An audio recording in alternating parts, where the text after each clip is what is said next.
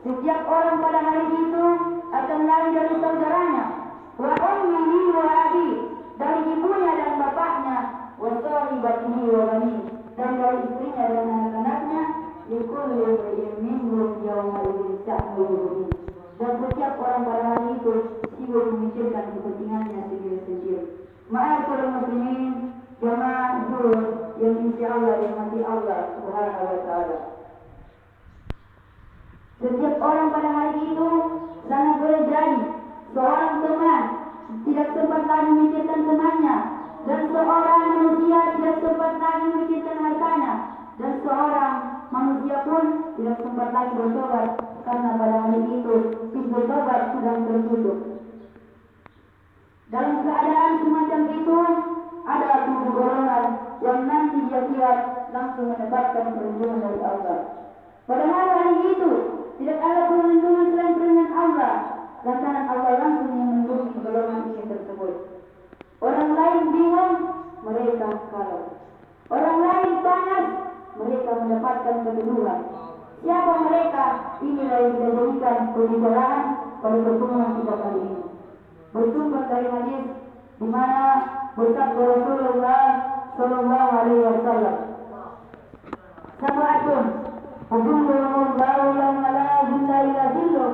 Ada 7 golongan yang nanti di akhirat langsung mendapatkan perlindungan dari Allah. Padahal hari itu tidak ada lagi perlindungan selain perlindungan Allah.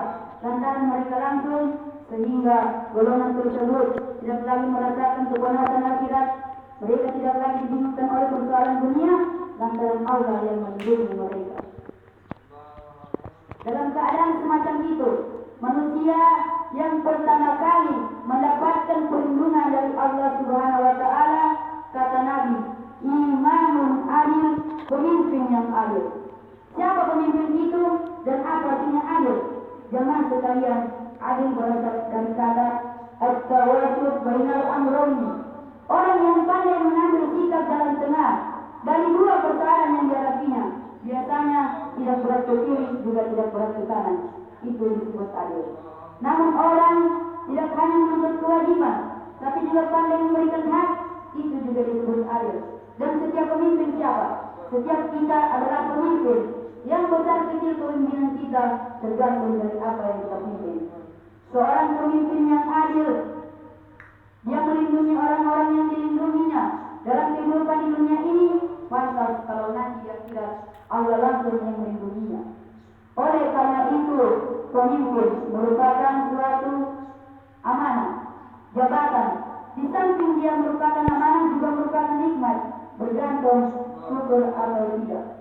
Bisa kita lihat seorang bernama Umar bin Abdul Aziz, ketika secara aklamasi dipilih menjadi pemimpin, menjadi presiden, bukan alhamdulillah, malah inna lillahi wa inna ilaihi rajiun.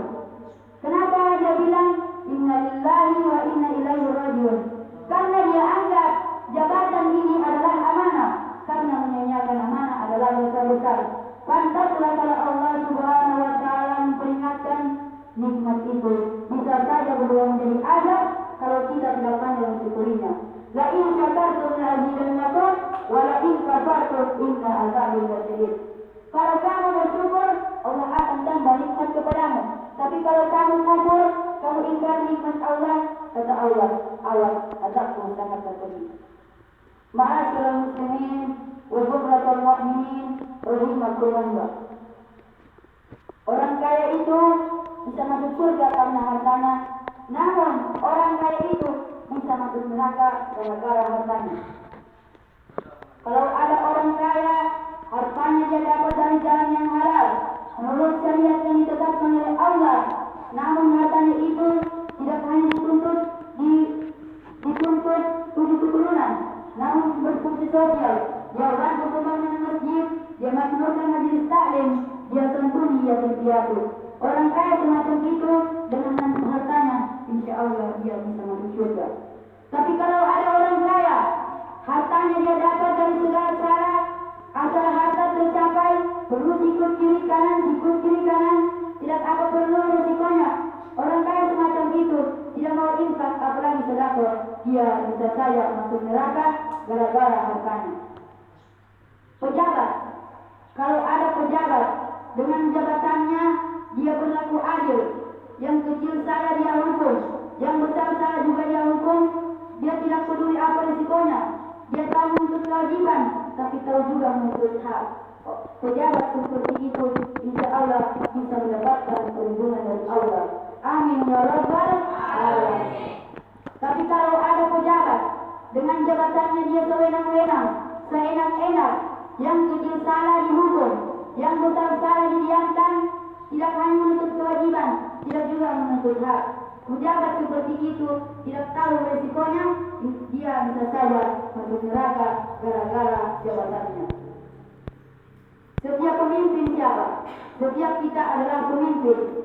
Ayah pemimpin bagi keluarganya, ibu pemimpin bagi anak-anaknya, bupati pemimpin di kabupatennya, dan pecamat pemimpin di kecamatannya. Nanti akan diminta pertanggungjawaban. Kakimu lebih banyak kau guna bawa jalan kemana? Tanganmu lebih banyak kau buat apa? Dan matamu lebih banyak kau buat melihat apa? Sebagaimana Allah jelaskan dalam surah Yasin, Al-yawma nakhtimu ala afwahihim wa tukallimuna aydihim wa tashhadu arjuluhum bima kanu yaksibun. Al-yawma nakhtimu ala afwahihim.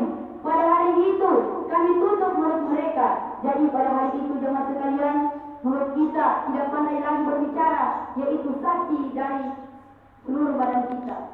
Wa tukallimuna aydihim, tangan-tangan mereka akan berbicara kepada kami. Wa tashhadu arjuluhum, kaki-kaki mereka akan memberi kesaksian kepada kami terhadap apa yang mereka perbuat. Bima kanu yaksibun. Kalau kaki kita ini sering kita bawa ke masjid, insya Allah kita bisa masuk surga karena sholat kita. Tapi kalau tangan kita ini sering berinfak, bersedekah dengan anak yatim, insya Allah kita juga bisa masuk surga ya dengan Rasulullah Sallallahu Alaihi Wasallam. Demikianlah ceramah singkat yang saya sampaikan karena saya masih tahap pembelajaran. Semoga yang dapat disampaikan bisa bermanfaat bagi jemaah sekalian. Syukran li ahli samitukum sawti dimakan. Burung cendrawasih, syukur sekian dan terima kasih. Wassalamualaikum warahmatullahi wabarakatuh.